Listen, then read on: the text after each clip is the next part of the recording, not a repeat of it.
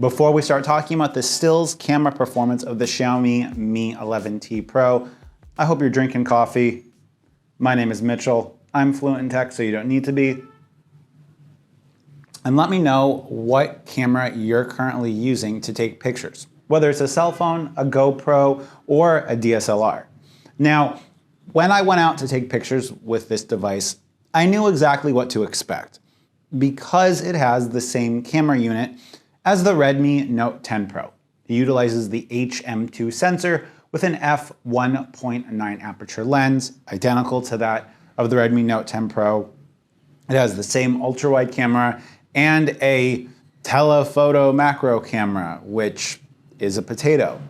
That said, I was hoping that the camera performance from this device would somehow be different or better than the Redmi Note 10 Pro. And I want to say that the actual experience of taking photos, meaning the camera's responsiveness, the shutter lag, and even some of the HDR was better.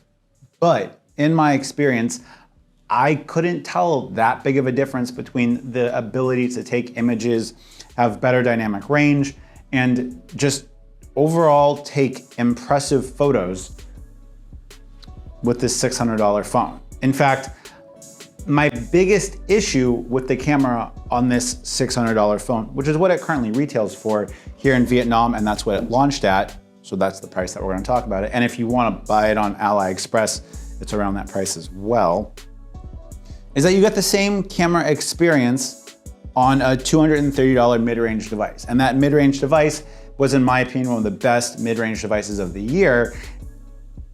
And yet you're paying almost triple that with a Snapdragon 888 for not much more.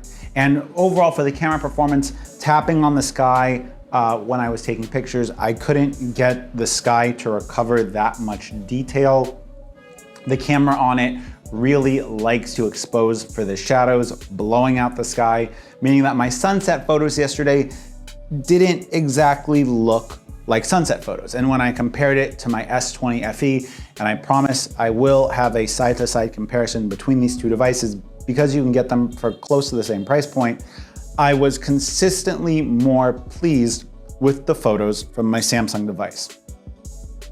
You guys are gonna call me a Xiaomi hater. You guys just need to watch that video to see what you think about it, whether or not the Samsung device took better photos or not, and subscribe for that. I'm working on it right now.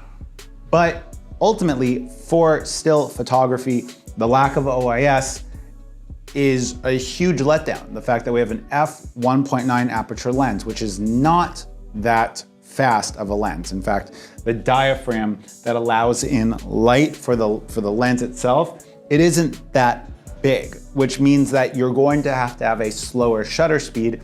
A slower shutter speed without optical image stabilization means you're gonna get blurry photos, which is why I didn't even try to take night photos with it, because I didn't bring a tripod with me. And if you want to take night photos with this device, no amount of Gcam is going to make up for the fact that the lens has a small opening at f1.9 and there's no OIS.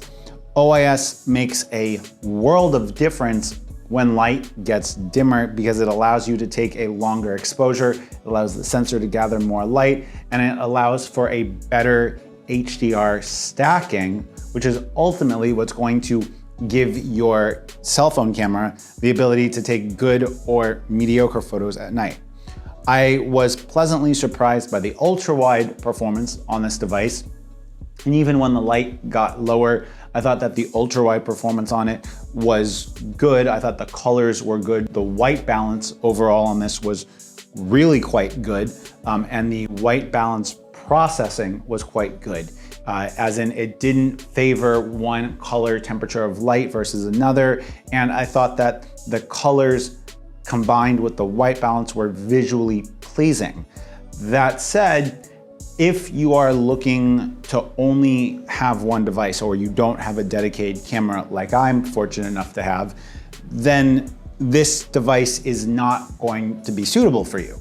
Just being that it is a $230 mid-range camera setup on your $600 smartphone. we are going to go into and do a full-on video review for you guys. But hint, hint, the ultra-wide camera of this device does not record 4K.